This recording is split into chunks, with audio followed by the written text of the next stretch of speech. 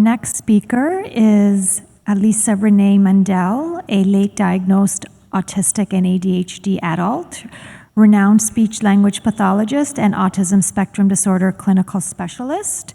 She is CEO and founder of SpeechWorks by Elissa, communication expert at the Aspie World, co-founder of ClimbRx, and expert cast member of new TV show Legacy Makers releasing this summer.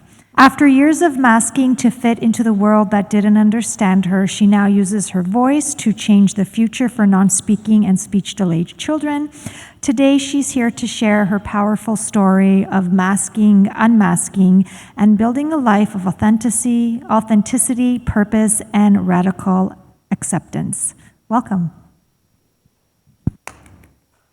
Thank you so much. The cost of masking for neurodivergent individuals, a wake-up call for educators, parents, and therapists. If you're expecting a polished, neurotypical style presentation, you might be in the wrong room. I've been presenting for 30 plus years, but this is my first time in 30 years presenting unmasked. I'll be reading from this teleprompter and doing my best to make eye contact without looking like I'm having a technical glitch. No promises, though. I'm not going to try to be normal. I'm going to stim if I need to. I might stutter. I might talk fast when I get excited or lose my place while having a panic attack. And I'm not going to apologize for any of it. Because for years, I did everything I could to appear normal. I became a master at scripting, mirroring, masking. I smiled when I wanted to cry. I rehearsed conversations before they happened and replayed them afterwards, agonizing over every word. I was praised for being typical and reprimanded for stimming, but the praise and punishment came at a cost. Masking disconnects us from our voice, our identity, even our nervous system. And it starts early. Even our youngest non-speaking children are learning how to mask. So today, I'm going to talk about what it means to support a child or an adult in unmasking and why that simple shift might just change everything. Before I ever knew I was autistic or ADHD, I thought I just needed to try harder, to be quieter, to smile more, to blend in. But what I was really doing was masking. Masking is when neurodivergent individuals hide their natural behaviors just to survive in a world that misunderstands them. Did you know masking can lead to burnout, depression, and increased anxiety? It can even cause us to lose touch with our true identity. Let's talk about what masking really costs and how we can change that.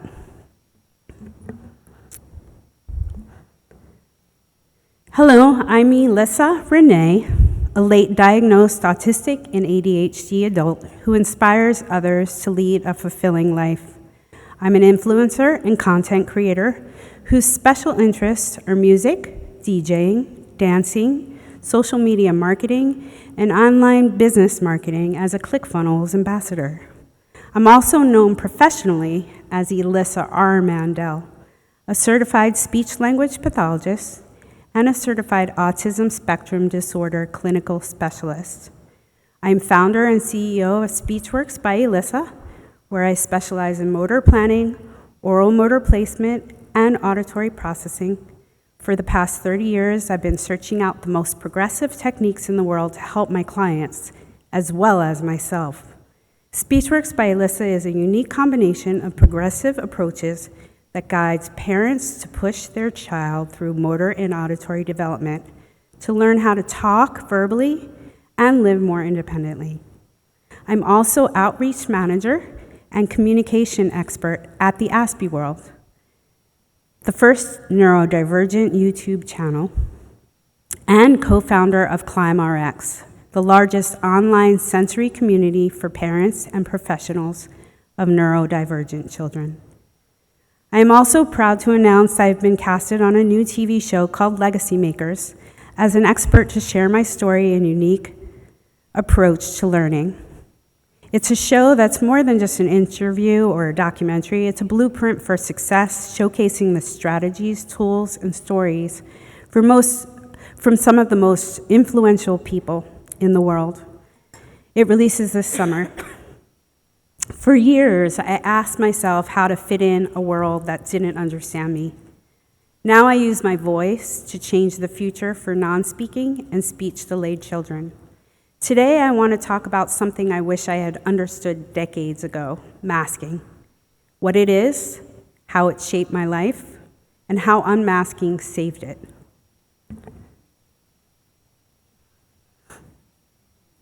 Before I ever dreamed of becoming a speech-language pathologist, I wanted to be a clown. It sounds funny, but in hindsight, it makes sense. Clowns make people smile, they are nonverbal, they distract from discomfort, they perform, and without realizing it, I had already spent years doing the same. I became a master at pretending to be calm, pretending to understand, pretending to belong. I smiled when I was scared. I mirrored people around me. I played a role I thought the world would accept. That role became my identity, and I didn't know it had a name, masking, until decades later. Teaching tip. If a child seems fine in public and falls apart at home, that's not good regulation. It's masking. Notice when a child is performing to fit in, using scripts, mimicking peers, laughing when others laugh. It may not mean they're comfortable. It may mean they're surviving.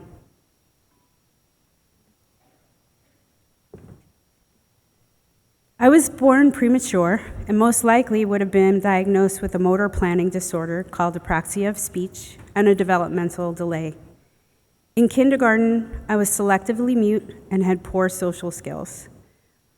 But I was also very tiny, cute, and teacher's pet. My teacher helped me join in by assigning me safe, silent roles during playtime, like pretending I was a baby or a dog during house play.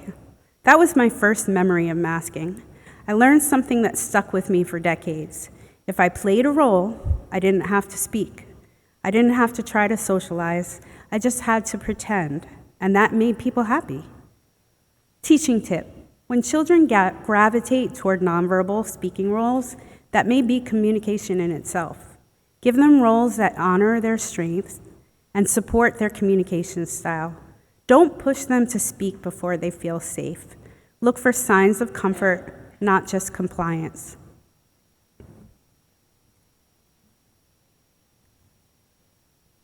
By high school, I had learned to fit in well.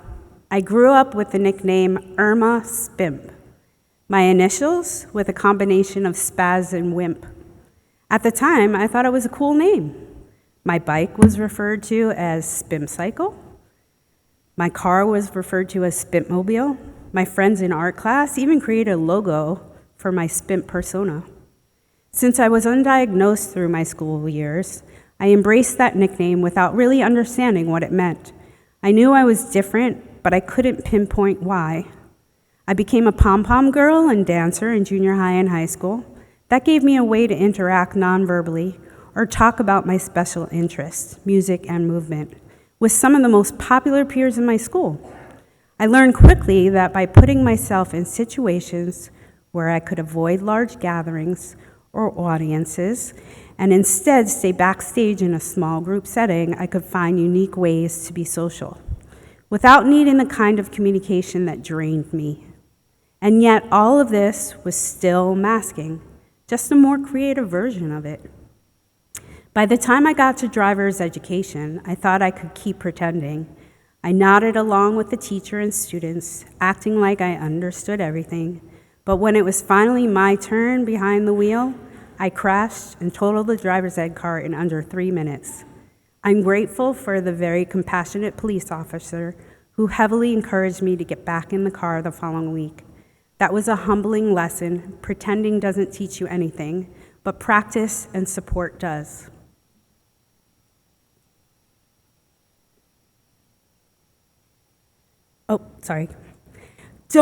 Teaching tip, don't reward looking like you get it. Reward honest communication and allow room for mistakes. That's where true learning happens. I was diagnosed in 1996 while working toward my third master's degree in speech-language pathology and oral rehabilitation. At the time, I had a deep passion for sign language and working with the deaf and hard of hearing. So I enrolled at Gallaudet University, the only deaf college in the world, and my dream college. No, I'm not deaf, but Gallaudet welcomed hearing students into their graduate program that wanted a career in oral rehabilitation. Ironically, it was at Gallaudet, a place built for accessibility, that I was finally diagnosed as Asperger's and ADHD. But it wasn't because I wasn't trying. What finally triggered the diagnosis?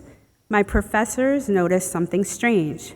I was getting poor grades in the classroom, but performing exceptionally well in the clinic, getting patients talking with extremely rapid progress.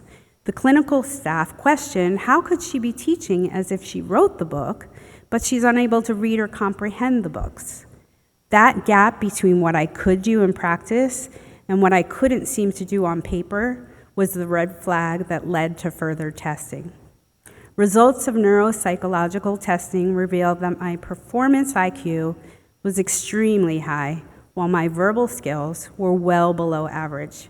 They explained that all these years I had been overcompensating for my verbal skills by performing, and that's when educational accommodations were recommended. For the first time in my academic life, I had access to accommodations, like peer tutoring, extra time on tests, tutoring by clinical staff in my writing skills, private testing, questions read. That alone changed everything. I had been recommending accommodations for my clients for nearly a decade, but never imagined they could help me too. I didn't share my diagnosis with many people. I carried a lot of shame. I still feared being misunderstood.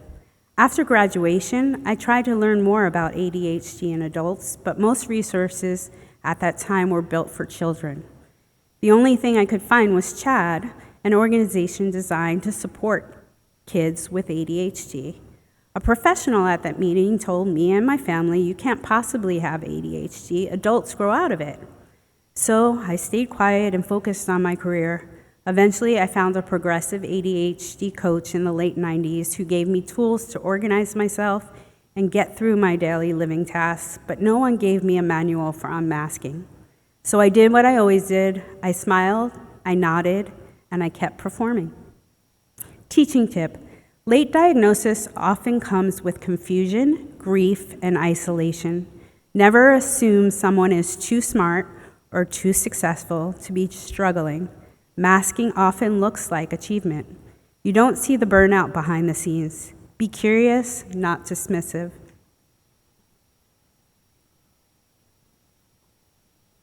Upon graduation, I returned back to my job of a decade where I was recommended to notify my job that I needed accommodations.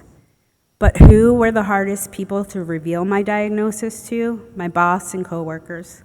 I had worked with some of them for over 20 years, and I was terrified that they would see me as less professional or not capable. I was already so tired from masking every day, from being on all the time. What they didn't know was that I was getting sick every weekend. It wasn't a cold or virus, as the doctors diagnosed. We now know that stress can cause an elevated white blood count. It was burnout from 5 straight days of masking. This led me to make changes in my work schedule to protect my energy, including changing to self-employment and taking mornings off and Mondays off. That small adjustment made a huge difference in my ability to function. Teaching tip, instead of teaching kids to build stamina, teach them to rest, reset, and advocate for balanced environments. Build routines that center regulation, not compliance.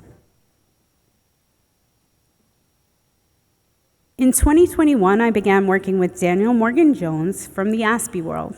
The Aspie World is a platform where Daniel, who is a late diagnosed autistic adult with ADHD and OCD, shares insights on autism, personal stories, and resources to support neurodivergent individuals. It's a space for raising awareness, fostering acceptance, and promoting self-advocacy. During my very first meeting with the Aspie World, Daniel suggested that I was masking heavily and recommended that I be more authentic and vulnerable with him. It was the first time I had ever heard the term masking. When I asked Daniel how to unmask, he simply said, "There's no manual." This conversation sparked the creation of Mask Off Monday, a live show where Daniel would interview guests who shared their unmasking journeys. I produced the show weekly behind the scenes and learned so many tips and techniques from unmasking guests week after week. It took me a year to gather the courage to unmask live on the show myself, but when I did, I felt an immense sense of relief. Now I feel I can write that manual. Teaching tip: if a student seems too perfect, too agreeable, or too mature for their age, ask yourself what they may be hiding to survive. They might be silently struggling to meet neurotypical standards while suffering inside. Invite students to share their journey through art, music, and movement. After the first conversation with Daniel from the Aspie World, I didn't rip the mask off all at once. I started small. Unmasking became a step-by-step practice. I began in the safest environments I could find first. At the doctor's office, I stopped trying to look put together and started speaking honestly about my symptoms and overwhelm. At music events, I allowed myself to stim freely and excuse myself when I needed quiet instead of forcing myself to stay at events. Also, I don't often understand sarcasm, and I'm a very literal person. While most of the music artists I surrounded myself with are extremely sarcastic, I would accommodate myself to be able to fit in by asking close colleagues to touch their nose when they were being sarcastic in a group setting to prompt me to laugh at appropriate times and pretend to understand. Nowadays, I don't pretend to understand. I request an explanation, which has enabled me to learn and understand sarcasm better. With close friends and family, I slowly revealed how much energy it took to act normal. My closest family members were really surprised. "But you have symptoms I have." And it turns out they all got evaluated, and so did their children, and they all were diagnosed ADHD. So sometimes the most powerful thing you can do is tell the truth. Oddly, it was easier to come out on social media than to tell colleagues I worked with for 20 years. With colleagues, I chose the one I trusted most and opened up about my diagnosis and burnout. Some responded with compassion, some didn't, but I finally stopped pretending. Each space gave me a little bit more confidence. Each step helped me reclaim a part of myself I had hidden for decades. Now I choose where and when I unmask, and I no longer confuse masking with being professional.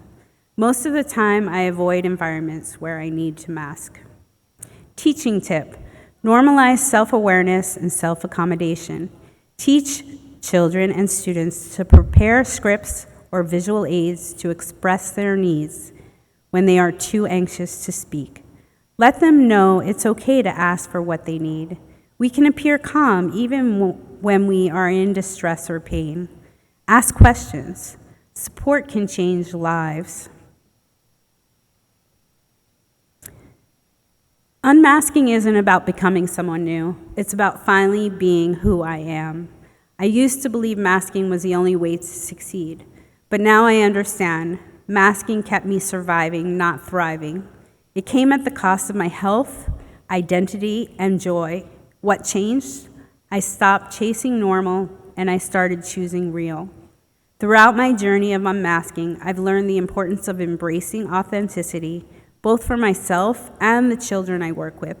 Masking doesn't just cause burnout, depression, or anxiety, it suppresses our true selves, preventing us from reaching our full potential. For educators, parents, and therapists, the most important lesson I can share is to create an environment where it's safe to be ourselves. Don't expect children or adults to conform to neurotypical standards. Instead, encourage self-expression, provide room for mistakes, and be patient as they navigate their own unmasking process. What you can do, create spaces where kids feel safe to be themselves, not just behave. Understand that compliant doesn't always mean regulated. Teach kids and adults that being different isn't a flaw. It's a truth worth honoring. Assume competence, embrace curiosity, and welcome communication in all its forms.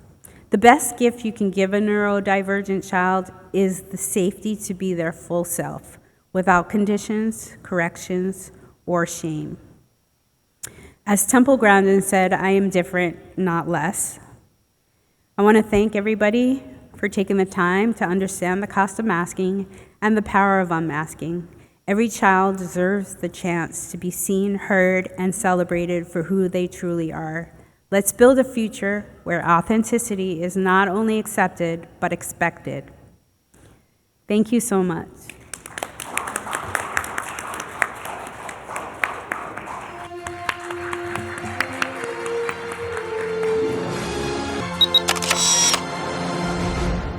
Welcome all the panelists, Dr. Temple Grandin, Dr. Alok Sharma, Ms. Lynn White, Dr. Richard Bowles, Thomas Silent, Ms. Stacey Hoagland, Ms. Elizabeth Bonker. I've been to all the tech companies, Microsoft, been there, Google, a lot of the other, Apple, and there's all kinds of autistic people there.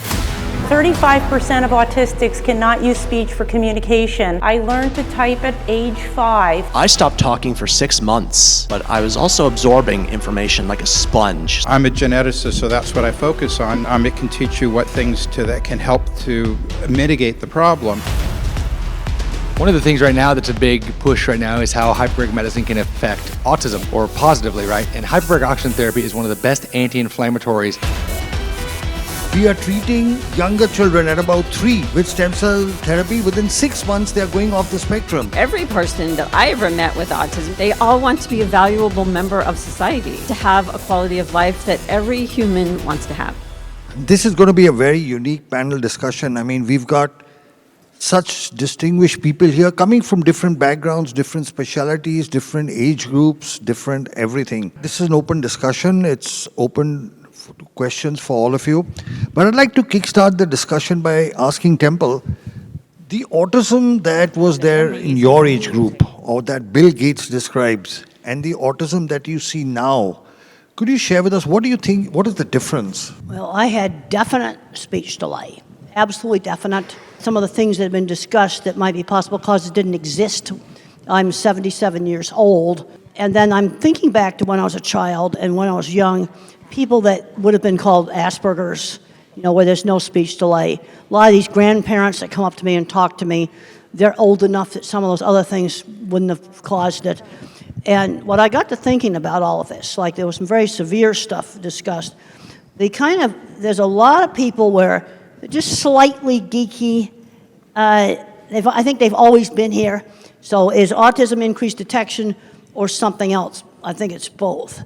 And I think on this real mild end, some of the people I worked with in these shops, they wouldn't have had speech delay, but they would have been taking shop classes.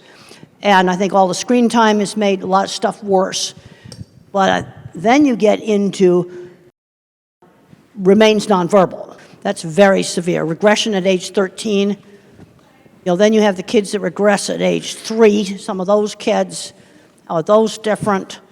That needs to all be looked at really carefully. It was interesting in the genetics talk, it said genetics, but then in some trigger. But there were plenty of people from my generation that would have been the Asperger type, where there's, and I know that's not used anymore, no speech delay. My father was probably one of them. He also had allergies, and then we both have eczema and skin rashes. I have Meniere's disease that I managed to get into remission. That's autoimmune. I think we need to separate it out, might say the Asperger type from much more severe, where there's a lot of other things wrong with them. And Now, I do know in my generation there's always been kids that were just labeled mentally retarded. Yeah, now those have always been around too. But I think we need to be looking into all of these things. And I'm recommending let's limit the screen time. I was very happy to see a little 3-year-old glued to the window of the plane last night. We were coming in when it was dark and all the lights were on. I'm not glued to a phone. A lot less screen time, a lot going back to some 1950s, just teaching some basic social skills. And the ones that are slightly geeky are going to do a lot better. Because these grandparents I talked to all had jobs, decent jobs. They managed to keep them. But where it helped was with relationships, getting a diagnosis. And it probably would have helped my father. I'm almost positive he was on the spectrum. No speech delay. That's maybe a very different thing than some of this much more severe stuff. And the first thing I want to do is take the data and divide it, start doing some categories, like a multivariate analysis on the data, to see how it breaks out into categories. And there's just all the discussion about Kennedy. Well, we both might be right. You see, on one part of the spectrum, I think it may be just increased detection, but some of this more severe stuff, some of these other factors may be involved. If I may. Oh, and I'm what I like to call a zennial. I have Generation X's work ethic and millennials' tech savviness. I was born during the Star Wars years, like late 1983.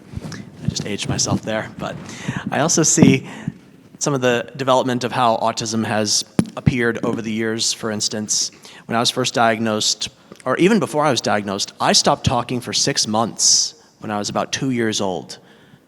But I was also absorbing information like a sponge. So when I finally spoke again, I was ready to wring that sponge out. I could read, write, spell, rearrange magnetized letters on the refrigerator into words. I would rewind Sesame Street over and over again, my favorite parts of movies. We've really come a long way since thinking that Dustin Hoffman and Rain Man is the definition of autism, or at least that's what they had to work with back then. You didn't need to have an intellectual disability, mental retardation, whatever you want to call it. In the mid-90s, that was when diagnostic criteria changed, and I was officially diagnosed then with mild autism. Yes, the term Asperger's syndrome was thrown out there, but my formal diagnosis was mild autism. Back in the 80s, you had to have speech delay to be autistic. 6 months of non-speaking, that was considered a speech delay. So I fit the bill, more or less officially, but it was also really an eye-opener. So that explains why I rewind videos, why I do what I do. So having knowledge of that diagnosis, understanding how it came to be, and what I'm going to do about it. This is the hand I've been dealt. I don't want to change in the sense that if you were to say there's a cure for autism, you want it?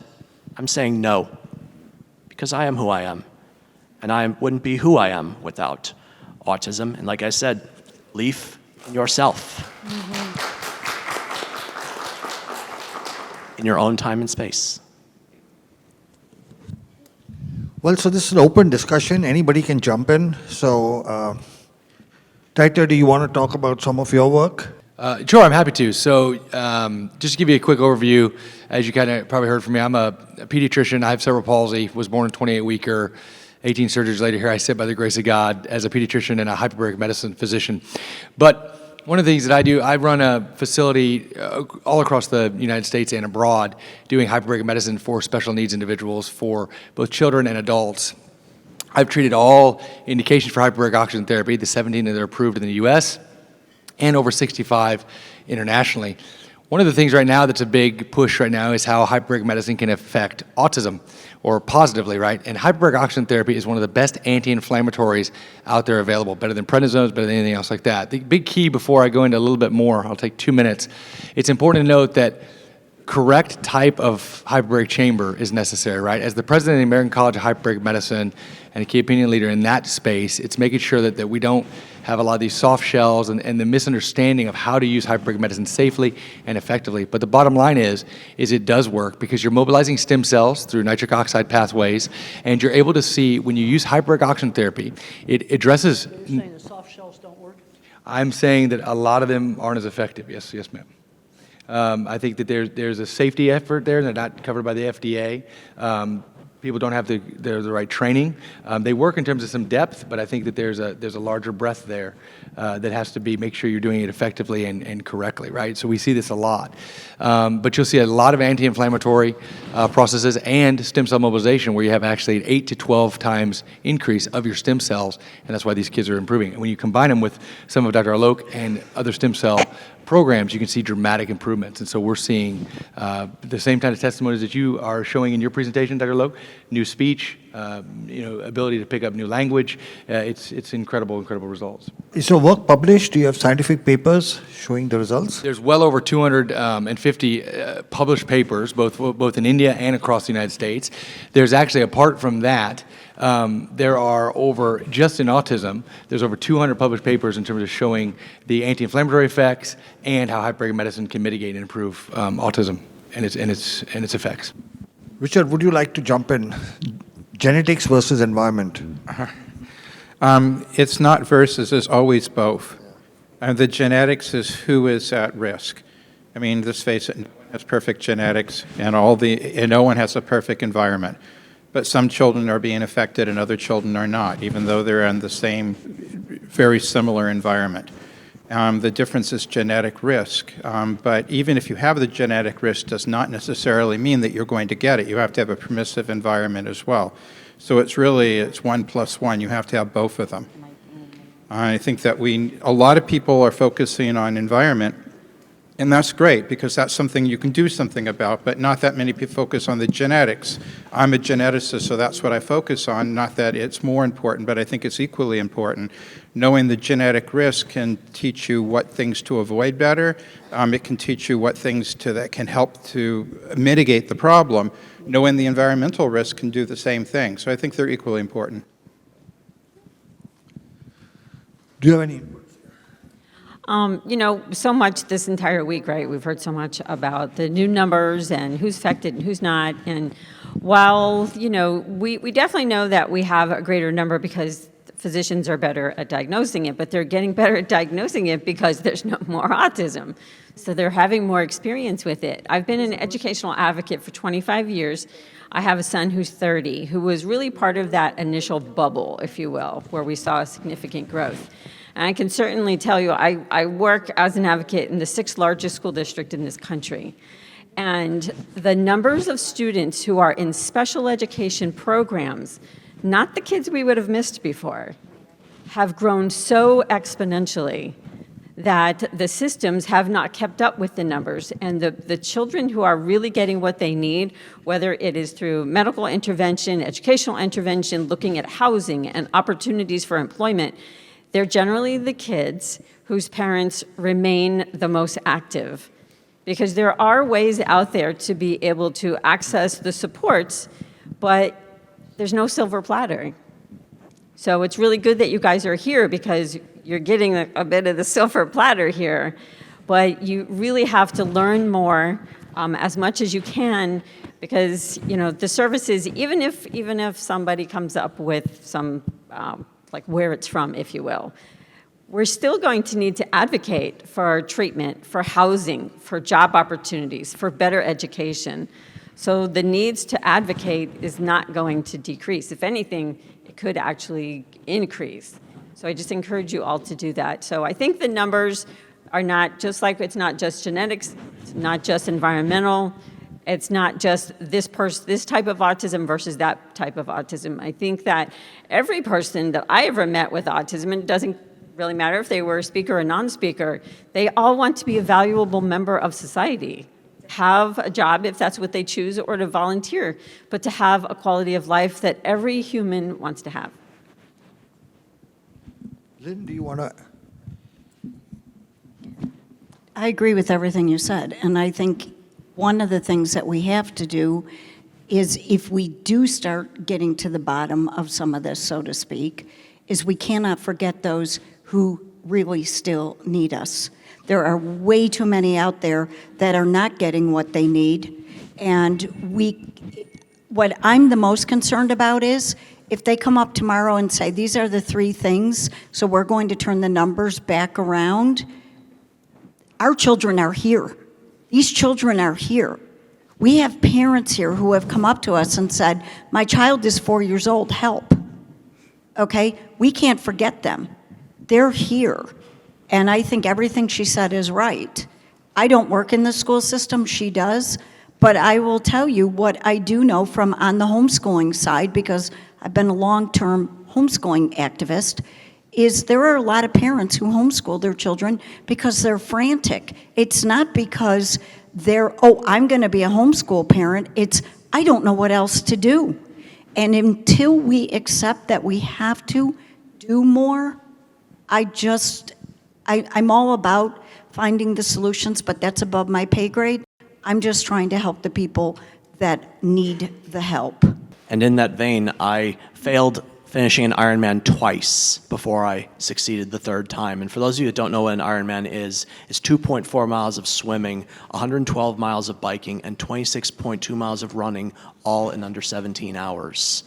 And I thought I could do it in Texas, but humidity, heat, headwinds, hills, they took me down like Superman to kryptonite. I attempted it again in Des Moines, Iowa. Got the same or similar conditions. Also, I didn't have the right equipment. I realized I really had to invest not just in money like a new watch and better bike, but also putting in the time. And I too do not use functioning labels. I feel when you call someone low functioning, you discount or dismiss their strengths and capabilities. When you call someone high functioning, you discount or dismiss their needs or struggles. So in my book, functioning labels, whether you put them on yourself or you put them on others, that's the F word. Don't use it. Temple, I'm asking you, yeah.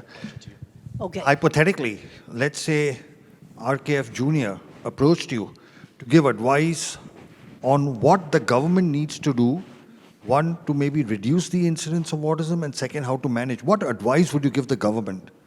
Well, I think we're going to have to go all local because basically we're running out of money.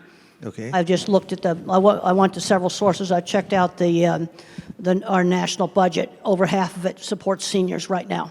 Okay. Over half of our national budget. Research money in my field and labs have been closing in a 50-year trend line. Okay. And we're going to have to start doing a lot more local stuff. We need to tap into these retirees with the early intervention that we're not getting. We're 2-year wait lists, totally terrible. And I was happy to find some people I talked to at lunch where they're doing some of this with retirees. Some of these people are 20 years younger than me. They need to be working with these 3-year-olds. That's what we're going to need to do. Tap into retirees to teach an art class, teach a music class, teach a whole lot of different things. You know, I read an article the other day that cruises in golf are not all what they're cracked up to be. That was in one of the papers. We're going to have to get into the local sources.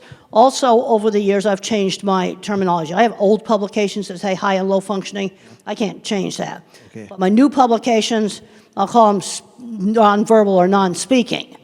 Remain nonverbal, don't speak. Got rid of high and low functioning. Some of the older stuff, some of the activists got after me. Now, sometimes I think they can go overboard on all this jargon and things like this. Exactly, yeah. Because I just like to figure out really practical things. Okay, like the really nice lady right here was telling me, I like to give you an example of the kind of problem solving that I like to do. And when she was alone, she feels really scared because she's helpless. And I said, well, let's find a way for you to call somebody on a phone. Well, it has to be auditory. So we're going to just teach Siri that is one person, is another person, and then you just call on a speakerphone. You don't have to buy expensive stuff. I think they could be done with existing equipment. That's a simple thing to do. Okay, different buttons on the wheelchair that won't work. Okay, well then we don't use that. There's so many simple things. I remember one time watching a wonderful video a guy presented. It showed a kid somewhere in Africa, got one of those Blade Runner legs, got a pair of them. And he was just so happy out there stomping in the mud puddles. And something like that makes a lot more sense than a fancy electronic leg that's going to just break. Okay. It's also something they could probably make in local shops. You see, this is where a visual thinker sees solutions to problems. You see, the idea for that phone thing, it's a car phone. You say, now call so-and-so. Well, we just got to make those little abrupt sounds. Why am I picking out those sounds? Because I don't want it accidentally going off all the time. It has to be something you do very deliberately that'll make it call somebody. I just think that stuff up. I mean, that's what visual thinkers do. I heard a solution to a problem. I also saw car phone in a car, too. The activists got all over some parent group that's called Profound Autism. And these are the people who need 24/7 care. You know where I've seen some of the best 24/7 care for really severe? Some faith-based groups. I've actually seen some very, very good programs. Benjamin's Hopes in Michigan, Brookwood in Texas. It's all private money. So some of the best programming I've seen for, I don't know what you want to call them, but these are the people that need 24/7 care. And they grow up into adults and the parents can't take care of them for the rest of their lives.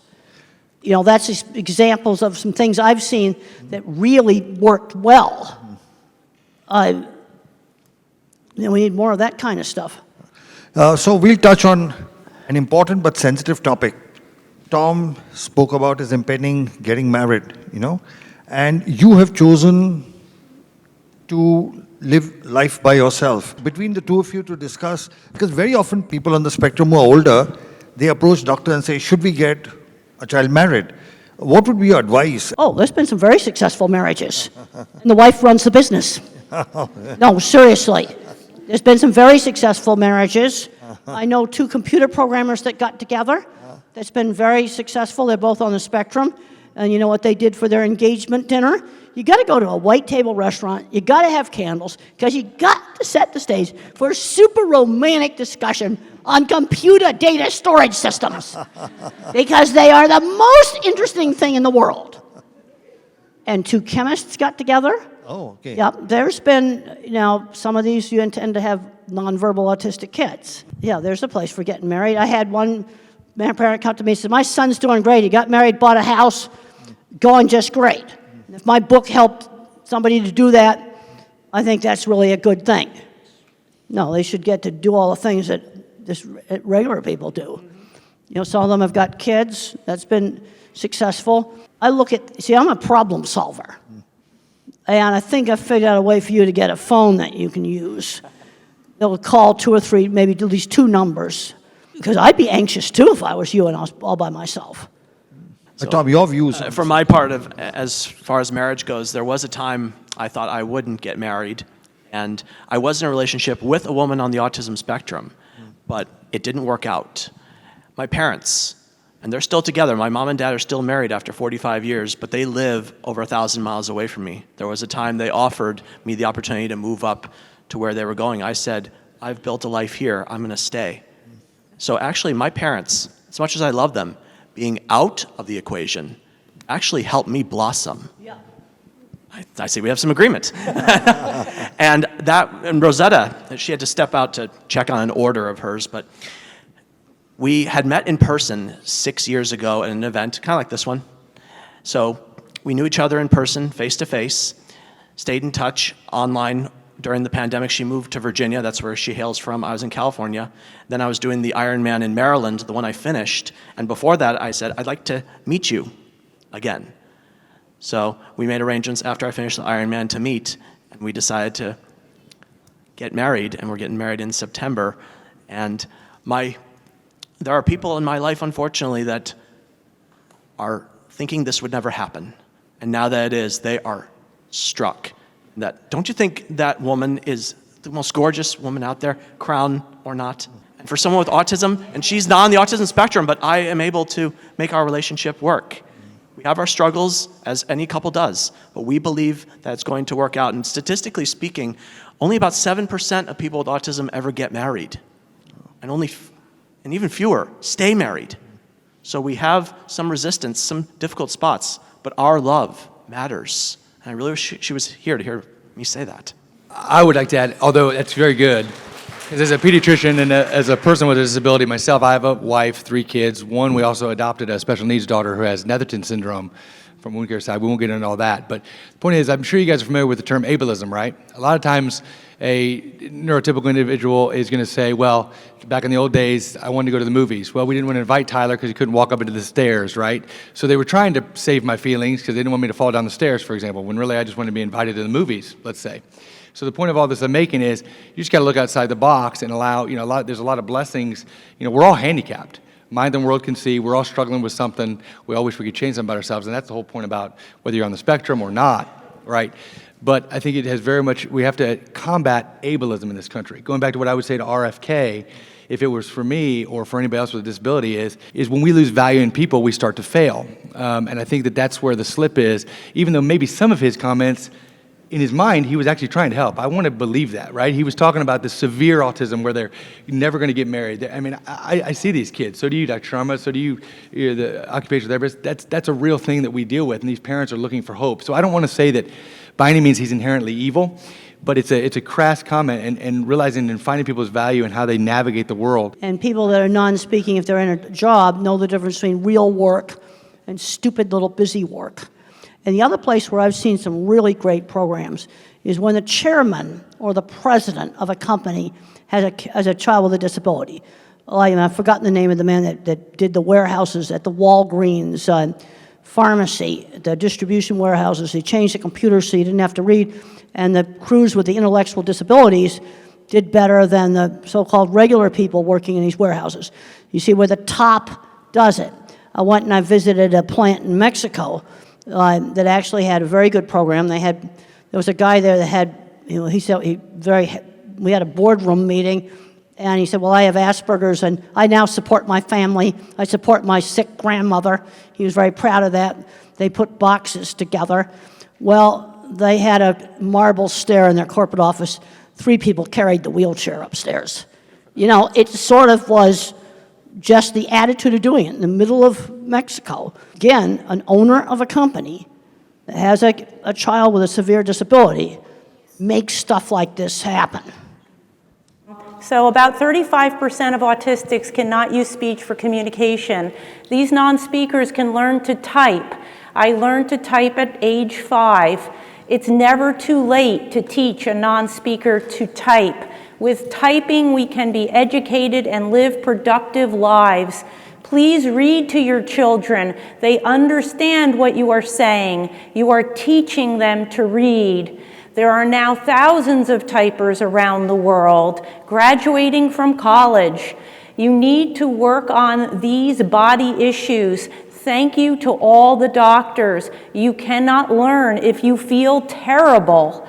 Regulation issues affect so many of us. We are working on getting non-speakers out of fight or flight.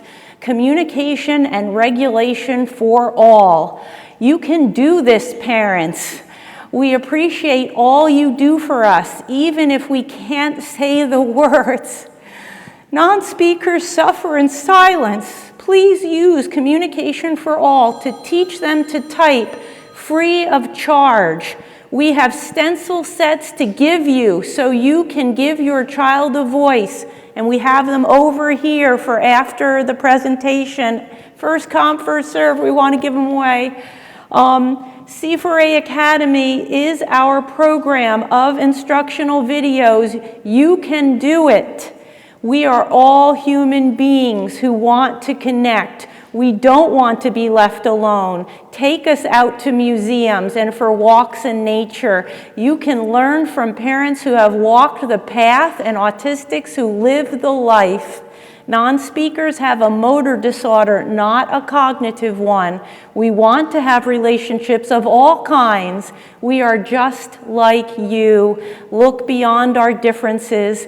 Please believe your children have gifts for the world. The world will be a better place when all non-speakers can communicate and share their gifts.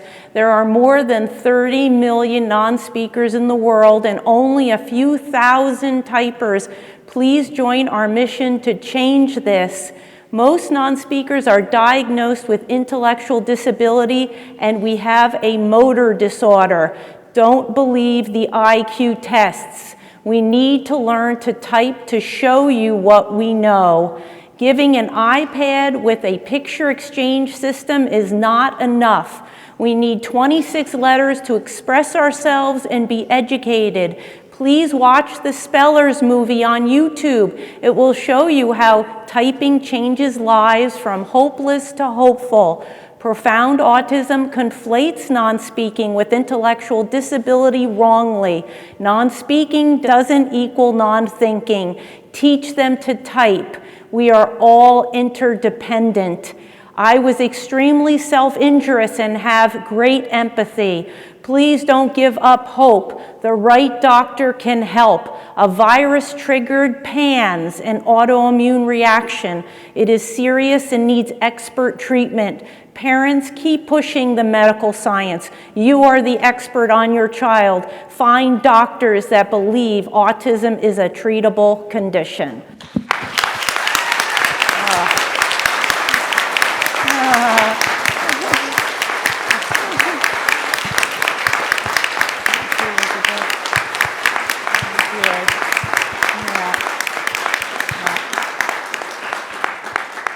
This question is for Dr. Bolts. This is about the supplements that you had shared earlier. Is there a protocol to wean off the clients or patients who are using them, or is it more like a lifelong usage of these items? I think that depends on why the supplements are started in the first place. If they're started because you want to improve your concentration and focus a bit, and then you do it on your own or go to an environment in which that's not necessary, then you can decrease it.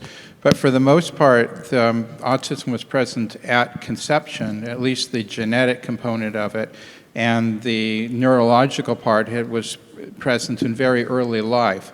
And most people continue these supplements for a long time. I do want to mention one thing that from earlier is that when we're talking about autism, we're talking about an extremely wide spectrum.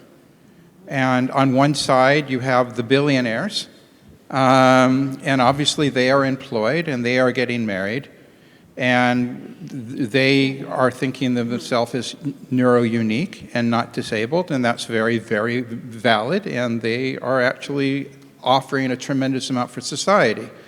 And on the other end of the spectrum, as a pediatrician, I see people that have very severe intellectual disability, who have abilities of a 3-year-old when they're intellectually while they're an adult.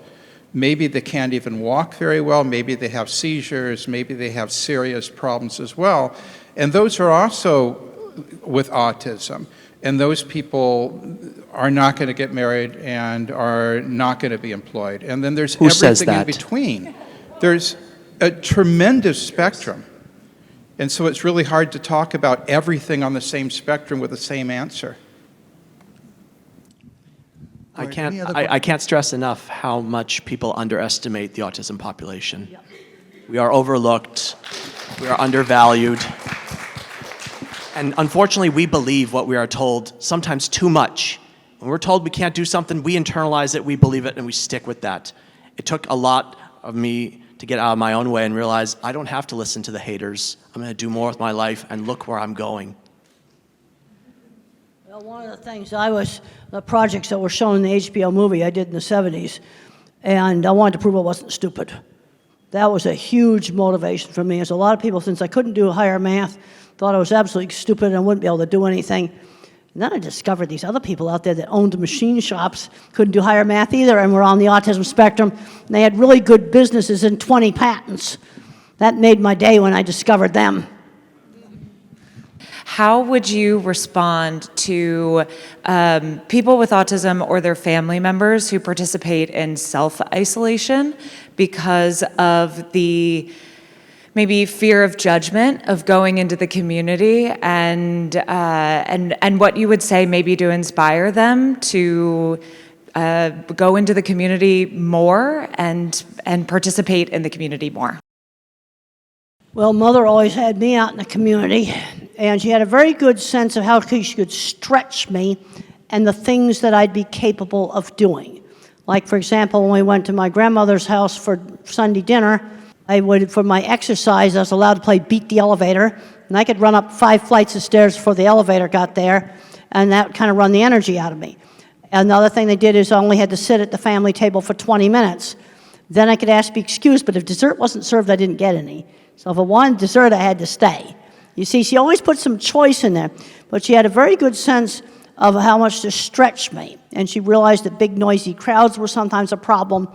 But I'm concerned that some moms just totally overprotect. They can't let go to let their kid do the most innocent things, like while you're pumping gas in the car, have the kid run in and buy some milk at the store. And I had one mom says, I don't have the guts to do that. You see, this is where the moms just can't let go at all, and they're doing everything for the child. And the kid's not learning anything.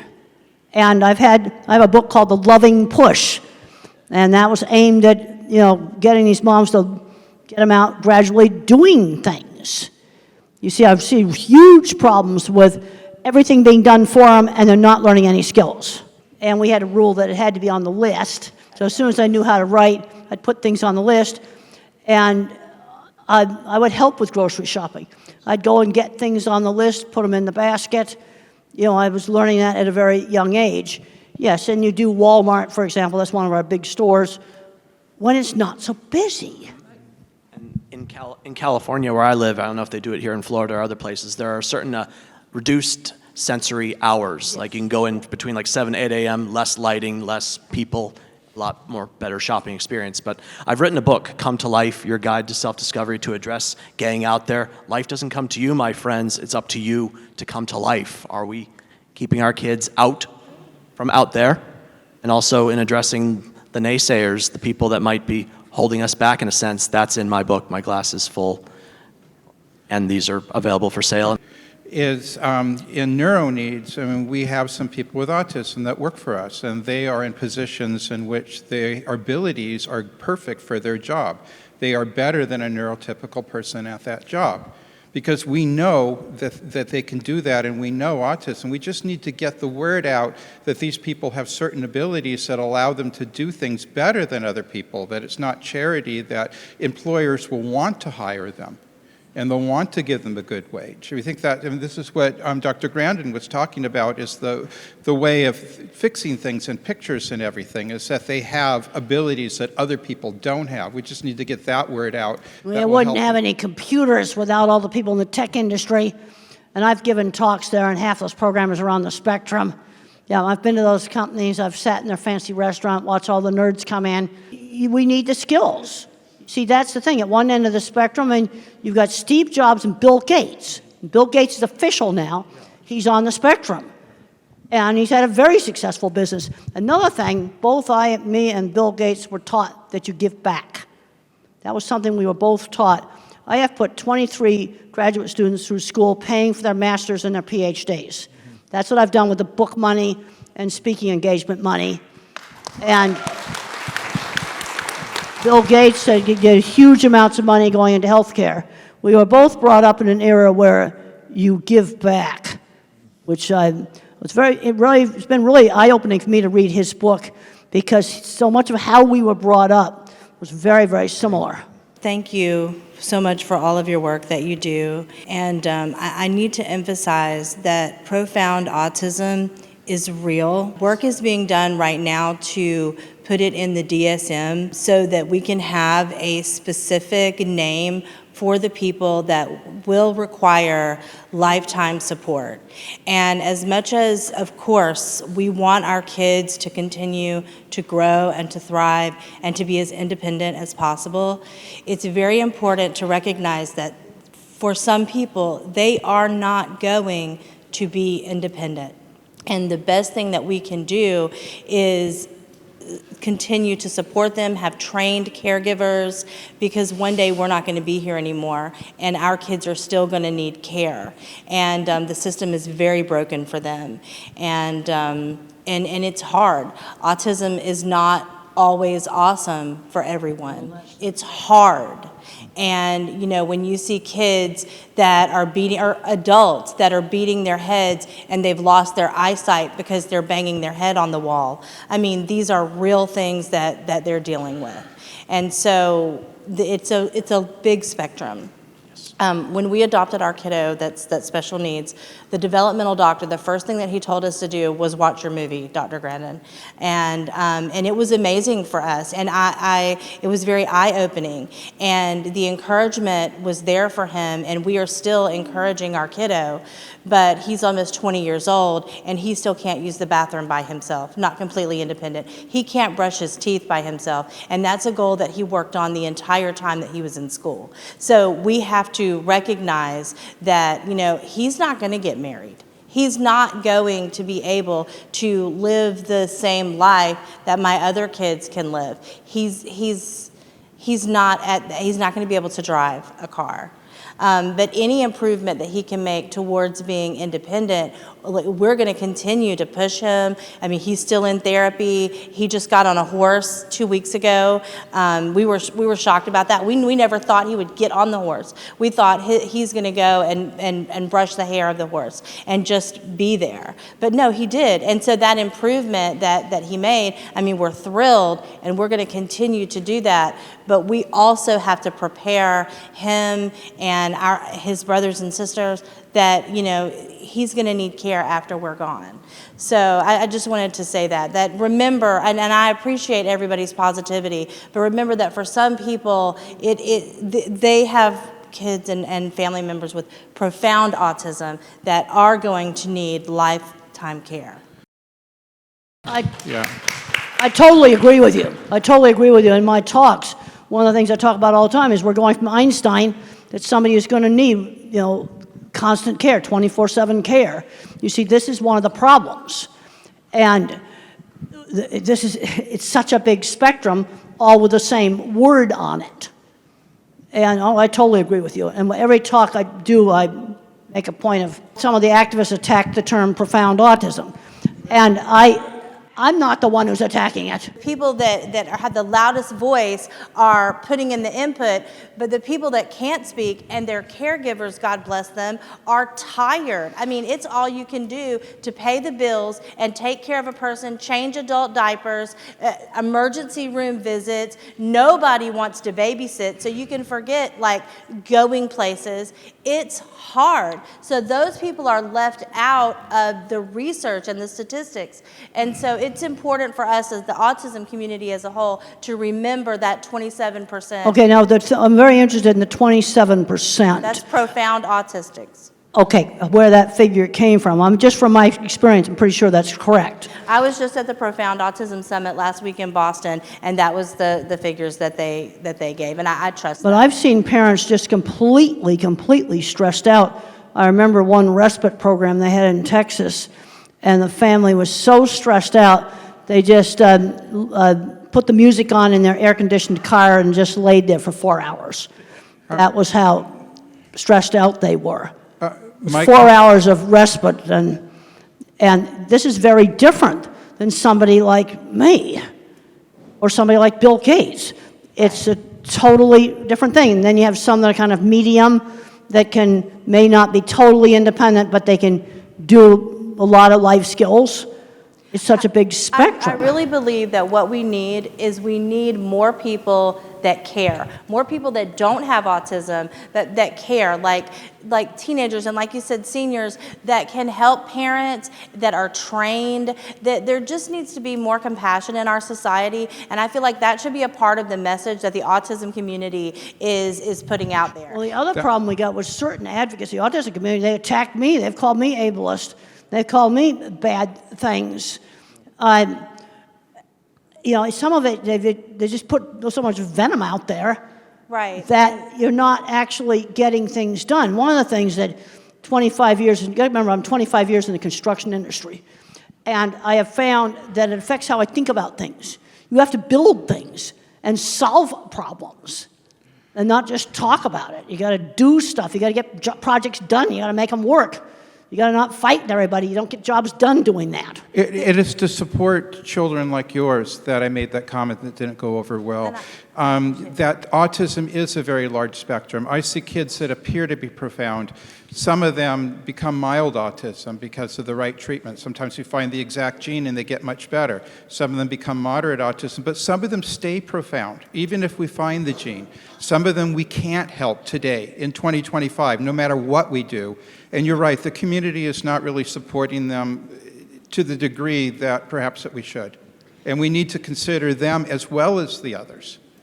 I need to just add something. You said there's no research on profound autism. Very little, like 6%. They're like But people with no, profound just to autism. let you know that we are actually doing intense research through brain scans. So we are doing PET CT scans, and we are noticing that those children and adults with profound autism have a very different type of hypometabolism in the brain.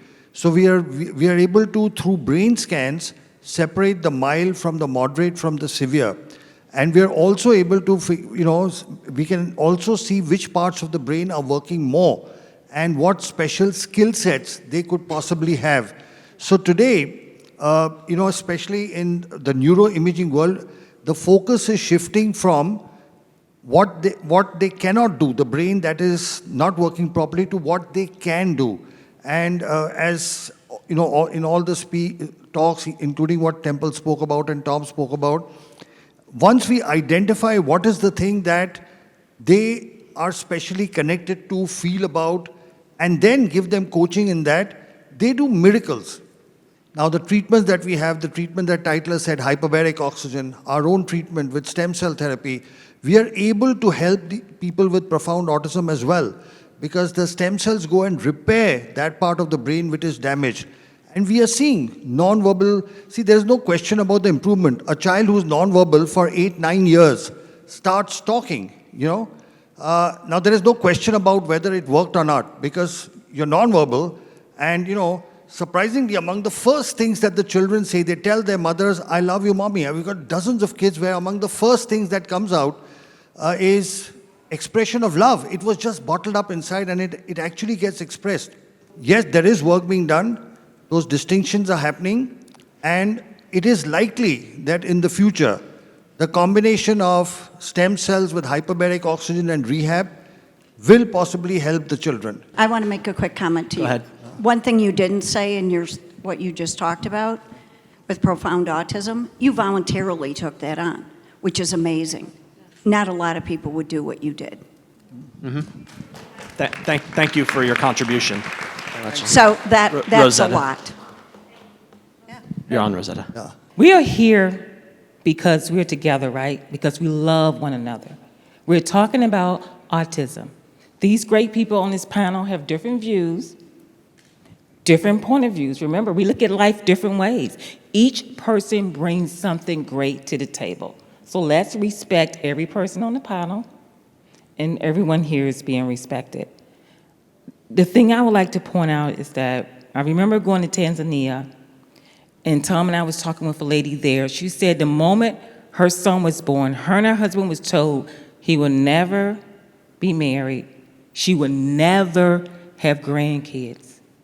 Now, for my experiences being a nurse, I'm not a nurse now, I'm a motivational speaker, but I was a nurse. So I know what it's like to change diapers.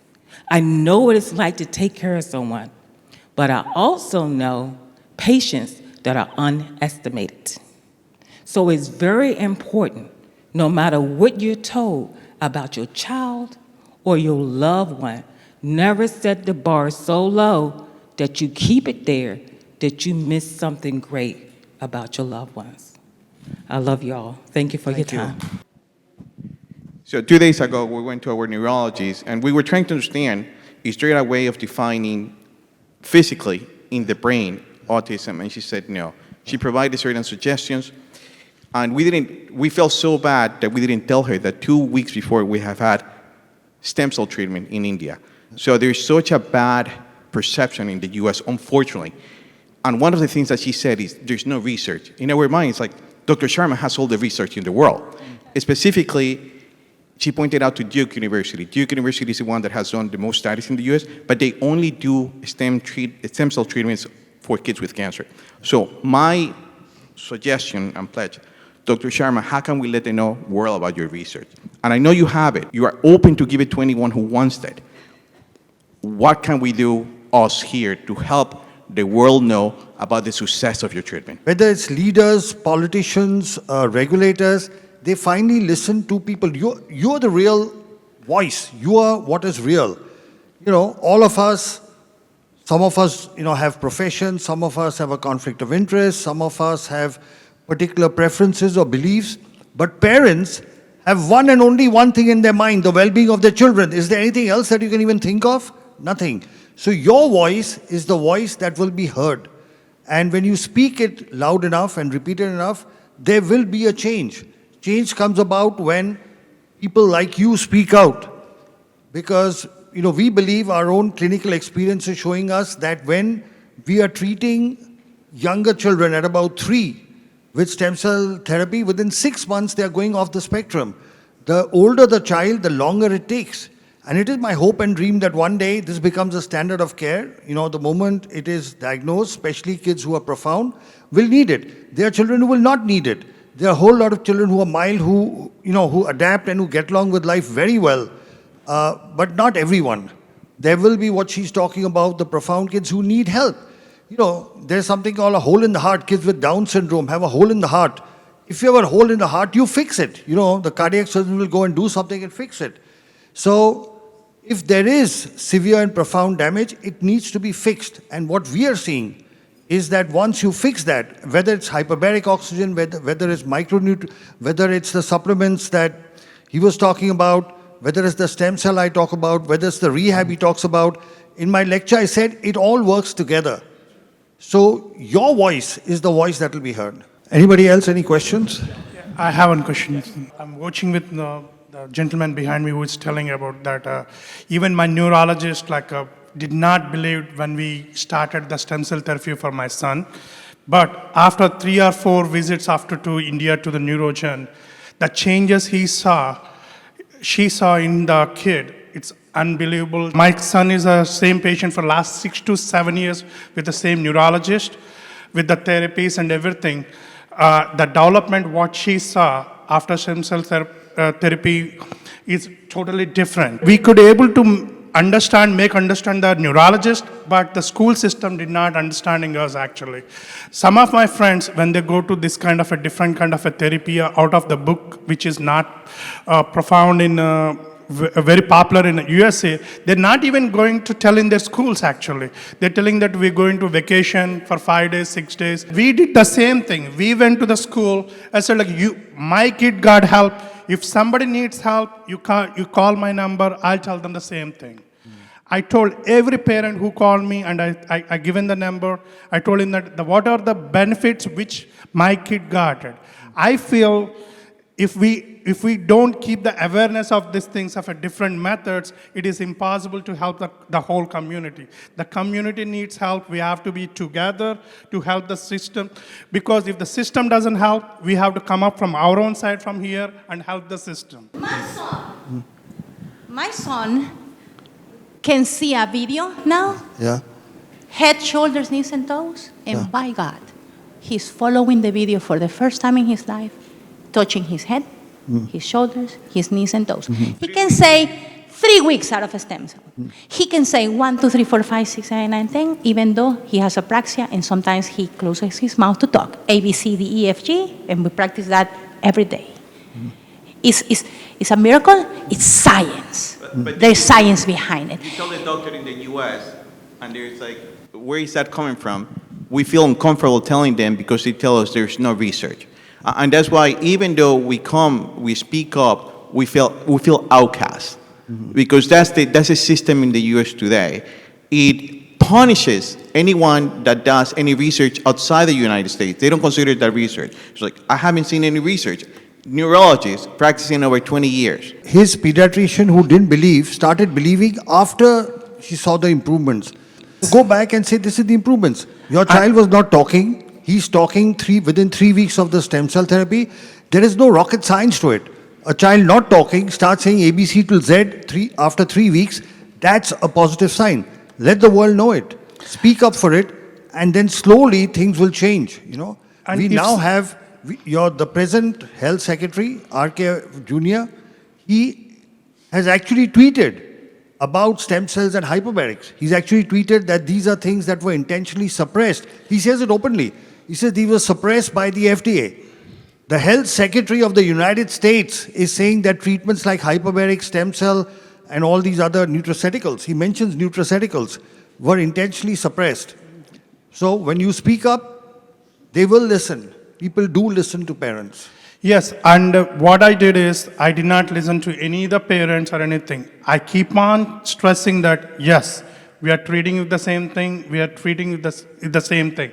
We will be integrating with the other therapies, yes, but we're not going to leave that. If you think it is not helping, it is your opinion, but not my opinion. I'll do the good thing what my kid needs. I'll stand up for my kid. The gentleman had a question. What does the solution look like? Can come from a place of curiosity and discovery rather than who's using language itself. Ask for more discovery about why they were guided in language that way. And maybe, just maybe, instead of just seeing a lot of trees in Kansas during the 30s Dust Bowl trying to survive, maybe we use discovery, we have curiosity with all the groups to bring ourselves into one big collective force that can leverage the impact the world is missing. Thank you. I think the one big thing, and I'm going to get this lady too, is I'm in Melbourne, for example. The grassroots you hear about, it's finding somewhere locally that believes, and that's where it starts, with tremendous experience. And Dr. Sharma and I have worked together in hyperbarics for years now, right? And I go to India consistently. So you got to find the forward-thinking physicians that collaborate, that are thought thinkers and innovators. But for those of you guys who are out there, for me, Brevard Regional Hyperbaric Center, if you guys are around here locally an hour away, come see me. Those willing and able physicians are very few. And creating some sort of inventory, some sort of Facebook page where you can access and really point out specifically these physicians. We asked our neurologists about hyperbarics. There's no research. What they should point out is the kid that died in Ohio. So they're using those small mistakes sort of to prevail these sort of veil. We need an inventory list of those physicians that are willing. And if everybody can contribute, we have one. But I think if everybody can contribute, who are those physicians that are willing to work looking at alternative medicines? TACA has a list. If you go into the Facebook group of TACA, and then you have to submit your child, because they only accept people that has kids in the spectrum, right? And they do have a file that is always updated with doctors in the United States that are like pandas, and you can find Rossignol and Dr. Fry's names there. Any other questions? Yeah, thank you very much. My name is Masi. I'm from Kenya. I'm a mother of triplet boys with autism. We have to believe that autism is treatable. So we are coming from a background noise that autism cannot be treated. So you get this diagnosis and you are in limbo, you struggle, and then somehow you find the light. So I found some light. We've been doing stem cells since my sons were 5.5. I mean, it has been a game changer. I have come from a state of constant clinical depression to just smiling. I mean, you also, my son, Ricky, even asked Dr. Temple a question, and I mean, that is, I never even knew he's at that space. So what am I saying? What I'm saying, especially to the parents, we have been fortunate to have all these professionals give us very fantastic talks and solutions, but as parents, what is our duty? I feel that our duty is to a call for action. Dr. Sharma said that everybody is speaking in their own space because you cannot be a jack of all trade. You see, that's why we have Dr. Richard is working on genetics and metabolism. We have the OT is working on sensory. We have Dr. Sharma working on stem cell, and so many others. So what I have done as a research, my background, I'm a research scientist, and it has really helped me because in research, we follow protocol to the dot. If you want your experiment to work, you have to follow from A to Z. That's exactly what I've done. I've taken Dr. Sharma's protocol, followed it A to C. I've taken Dr. Temple's protocol, lived experience. She stresses so much about independence and career. And I can tell you the last 2 years, her words have really shaped the way we are doing intervention for my sons. Right now, my 3 sons can all wash themselves, clean their butts, feed themselves, go to sleep, shower, they can mop the house, they can wash their clothes, brush, and now we are doing now outside independence. That's why you see like Ricky is roving all around from hall 1, A, B, C, and asking questions even I'm not there. Right now, I don't know where he is. He told me, Mom, I want to go and swim. I said, okay. I didn't even know there is a gym in this facility, but last night, Olivia, what did he say? Mom, I'm going to the gym. I asked him, did you carry gym clothes? He said, yes, and he went. So what I'm saying is that let us take what is ours. Their work is research. Let us implement. Let us take everything, not just one thing.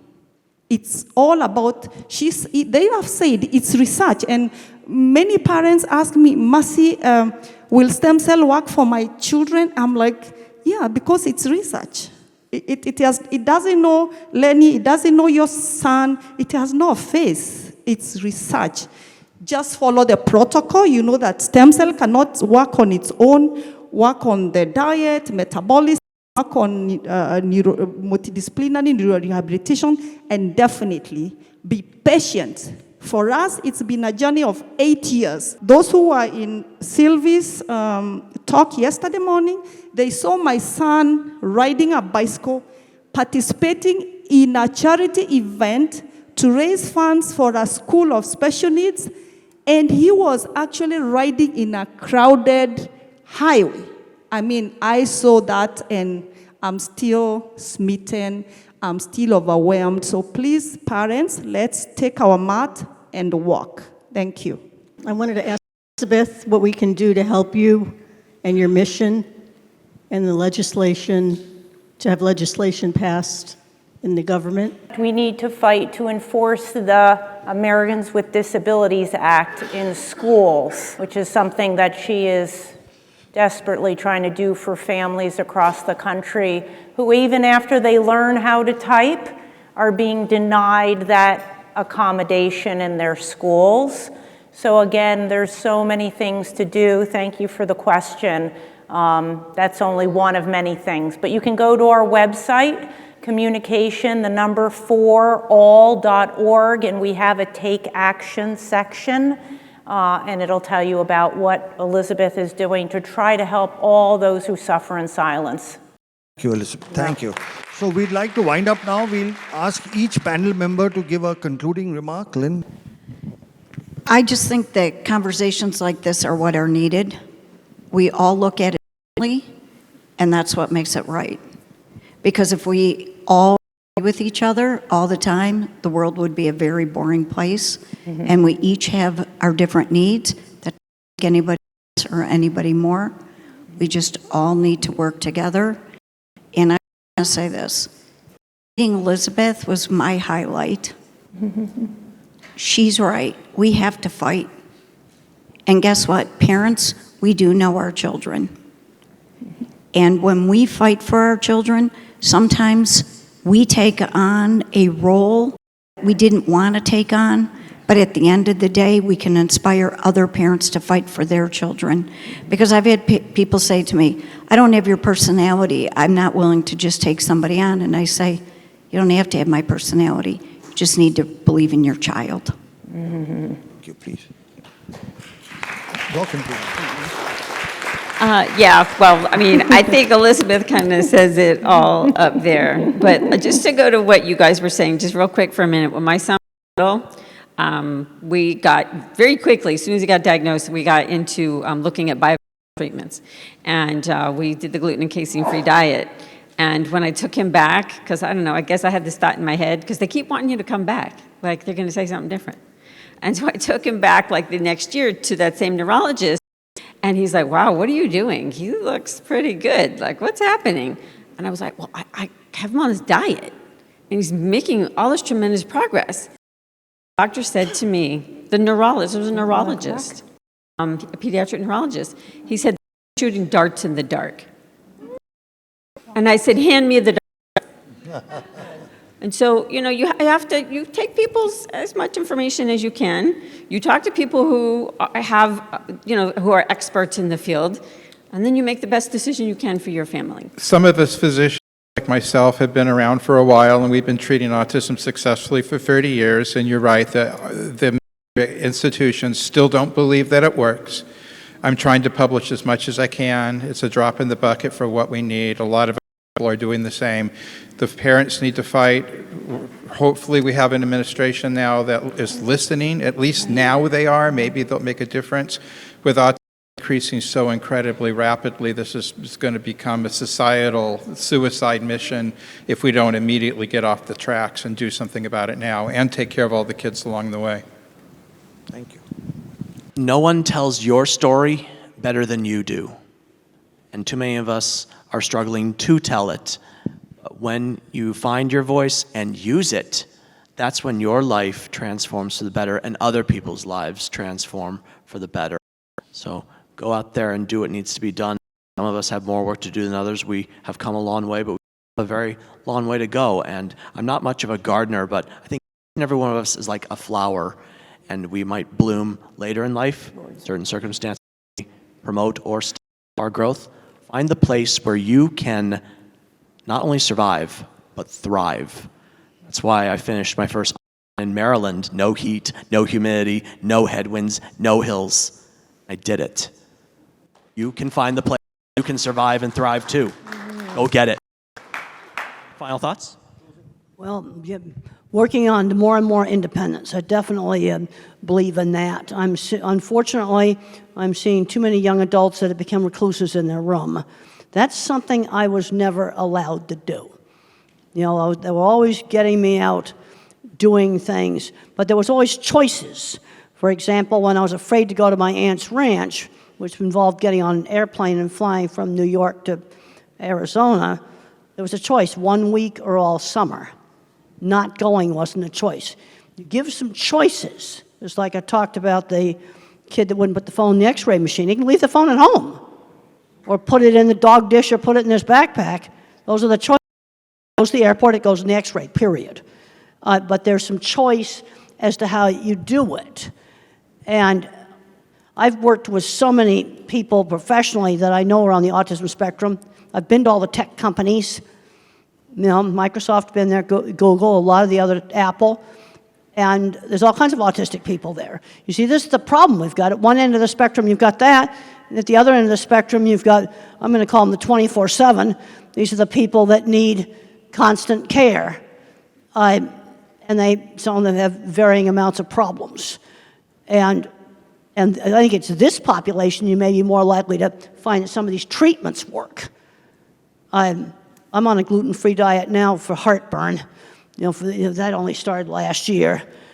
But we've got to go out and just see what we can do, because I'm seeing too many people of my type going nowhere. Way too many, because they're not learning life skills. And they're not learning work skills. Well, I'll echo what she said. You only handicap yourself by choice, right? That's it.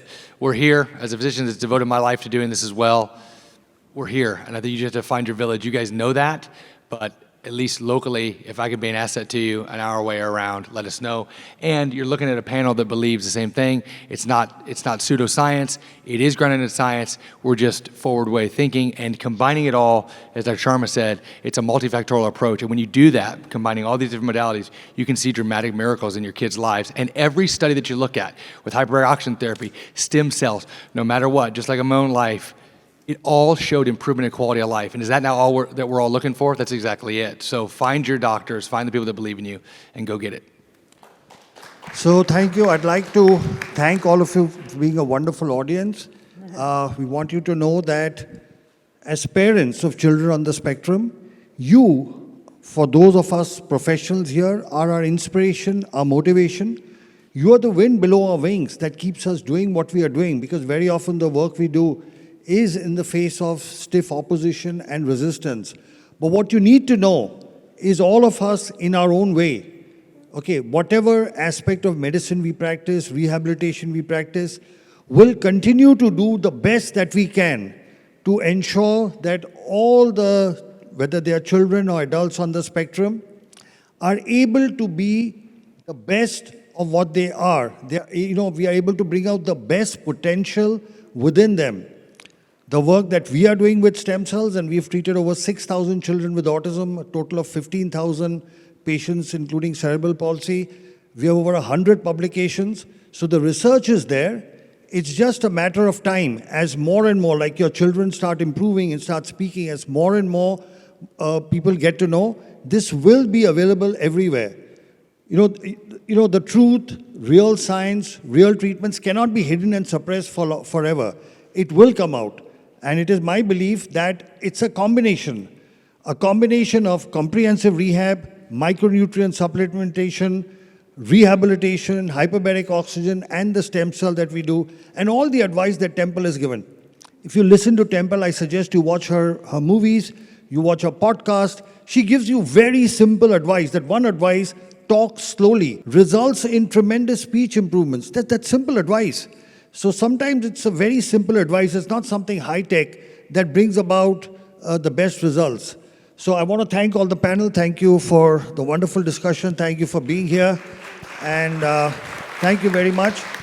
I thank Dolly, thank you for arranging everything. Lynn, thank you for being the co-host of the conference. You two guys have done a great job. Thank you.